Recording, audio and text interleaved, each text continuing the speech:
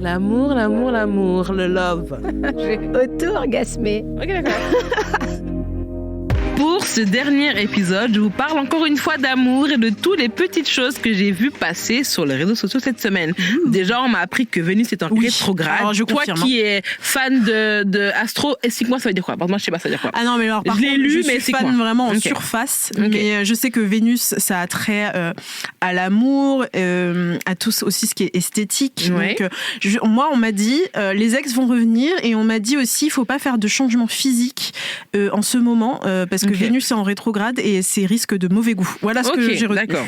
Mais le site Nouveau Moi dit qu'en cette période, vaut mieux éviter d'entreprendre des nouvelles relations en raison des domaines de Vénus qui sont ralentis et plus douloureux, et que ça explique un peu pourquoi tout le monde se quitte, divorce, notamment, je sais pas si t'as vu que Rosalía, la superstar de la chanson espagnole, vient de quitter son mec pendant 3 ans, Rauw Alejandro. Ils étaient fiancés et le magazine People nous annonce tout à l'heure là, c'est breaking news, ils ont rompu leur fiançailles et on est dévastés, comme quand on a appris cette semaine le divorce de Sofia Vergara et de son mari Gio Manganiello. Après 7 ans de mariage, donc ils ont fait un communiqué commun que je vais lire à Page 6 qui dit: nous avons pris la décision finale de divorcer en tant que 2 personnes qui s'aiment et se soucient beaucoup l'un de l'autre. Tout le monde dit ça, est-ce que c'est vrai, vous pensez? Et on va se dire c'est un fils Non, de mais en fait, chien, on se je le déteste. déteste, ne parlez plus jamais de lui. Mais donc voilà, en soi ils ont dit que c'est un truc, un commun accord et qu'ils s'aiment encore, tout ça. Mais de nombreuses sources disent en fait que c'est le désir d'enfant de Gio Manganiello qui a été la raison principale de leur rupture.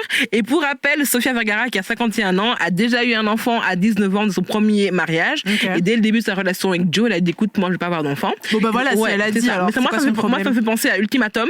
C'est une série télé-réalité Netflix, en fait, où je pense que t'as vu, où les gens, t'as vu la version queer, c'est ça? J'ai vu toutes les versions. Ok. J'ai vu la version. Donc pour ceux qui ne sont pas télé-réalité, c'est une émission où les couples se donnent un ultimatum et une dernière chance de sauver leur couple parce qu'ils sont en désaccord et ça risque de provoquer la rupture. Et souvent c'est lié à un désir ou non d'un des partenaires qui veut ou pas un enfant.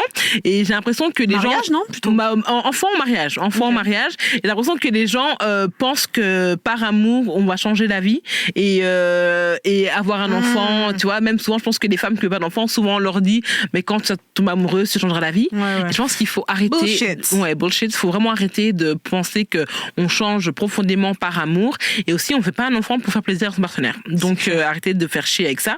Donc, moi, j'aimais trop le couple Gio et Sofia, mais je comprends qu'elle a 51 ans, qu'elle vive sa vie et que, attends, la meuf a dit un enfant qui a 39 ans. En plus, Qu'est-ce elle qu'elle va t'a se prévenu, refoutre c'est en bon. cloque, quoi. Laissez-la tranquille. Donc, voilà. Et à part ça, j'ai vu que c'était aussi une traîne de demander à sa copine de devenir sa copine, en fait. Parce que les gens, tout le monde demande Do you want to be my girlfriend? Et les gens commencent à commenter oui, mais écoutez, c'est nul de demander ça parce que normalement, quand on est à ce point-là, on le sait. Mais non. Non, en fait. moi, je demande. Ouais, moi aussi bien de demander parce que c'est bien de mettre des mots sur les choses. Là, tu Bien sais sûr. ce que je peux attendre de la personne et où on se trouve, tu vois. Ouais, il n'y a pas de flou artistique. C'est ça. Moi, j'aime pas suffit. se demander est-ce que je peux lui demander qui t'appelle, qui ça, est-ce que je peux te demander ce que tu fais le soir. Non, je suis pas sa copine, donc c'est bien de demander à sa copine ou à son mec ou à la personne avec qui on veut être de manière officielle. Toi, tu demandes comment du coup, toi? Au bout d'un certain temps, si j'en ai envie, je demande juste est-ce que ça te dit d'officialiser. Enfin, je sais pas, là c'est Ouais, genre en vrai j'ai l'impression ou d'être par un charron quand je dis ça. message? Mais non, mais enfin, non, en vrai. Et ou par téléphone, enfin peu importe, en tout cas de vive voix. Et je trouve ça important parce que du coup tu sais au moins où tu vas et il n'y a pas de flou parce que ça se trouve toi dans ta tête t'es avec la personne et ça se trouve la personne pas du tout. C'est ça. Donc, Pour elle c'est une situationship comme on dit ça. et que toi pour toi t'es ouais. Ok. Non, c'est important. Ouais, donc voilà, demandez à votre mec ou à votre copine de devenir votre copain ou votre copine officielle. Et on termine sur Ariana Grande qui subit les foudres de tous les misogynes du net parce que je sais pas si t'as vu, elle a été vue très proche de sa costar Ethan Slater juste après qu'on a appris son divorce de 2 ans de mariage avec Dalton Gomez. Et là, plein de vidéos sont sorties qui font des montages qui prouveraient que Ariana Grande vole tous les mecs avec qui elle a été. Donc elle aurait volé Big Sean à Naya Rivera, elle aurait volé Mac Miller, etc. Et Et en laissant de côté tous les tweets misogynes, j'en ai vu un qui est vraiment bien.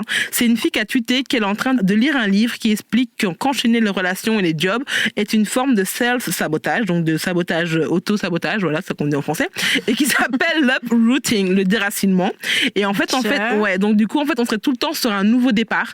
Donc, on n'aurait jamais de fin. Et donc, c'est une façon de se protéger. C'est genre les gens qui ne peuvent pas vivre sans être en relation. Ouais, c'est vraiment ça. En fait, les gens qui enchaînent à chaque fois pour se protéger, en fait. Donc, ils vont toujours une nouvelle relation, mais ils vont jamais au bout de notre relation, tu vois. Mais du coup, en plus, c'est vrai que je faisais ça aussi avant. Et du coup, ça m'empêchait de guérir de l'ancienne relation, parce que, juste, t'enchaînes et du coup, t'as pas le temps de digérer. De penser surtout. Et du coup, de pas avoir mal. Comme quand on dit, remplacer quelqu'un par quelqu'un d'autre, en fait. Et du coup, c'est du self-sabotage parce que tu peux pas aller au fond du problème, savoir qu'est-ce qui a causé cette rupture. Et tu peux pas prendre de recul. Ouais, c'est vraiment ça. Donc, prenez le temps de pleurer devant Grey's Anatomy. Après une rupture, prenez le temps de le détester, de regarder ses stories en privé, en cachette, créer un faux compte. Et avant de commencer notre relation, je pense qu'il faut déjà être guéri de la précédente. Voilà, mon mot de la fin. Bisous.